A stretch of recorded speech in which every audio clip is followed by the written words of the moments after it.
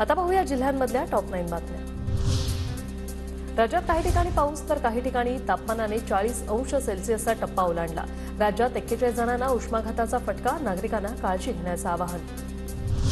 धाराशिव जिल्ह्यात उन्हाचा पारा वाढला। जिल्ह्यातील सर्व शासकीय कार्यालयात येणाऱ्या नागरिकांसाठी पाण्याची सोय करा, जिल्हाधिकारी सचिन उंबासे यांचे कार्यालयानं आदेश। राज्यातील 9 जिल्ह्यात अवकाळी पावसाचा तडाखा। अवकाळी आणि गारपिटीने भाजीपाला, फळ पिकाचं नुकसान। पुढील 4 ते 5 दिवस अवकाळी पावसाचा अंदाज। वाशीमध्ये गारपीट झाल्यानं अनेक ठिकाणी बर्फाची चादर। भाजीपाल्यासह लिंबू, संत्रा, टरबूज आणि आंब्याचं प्रचंड नुकसान।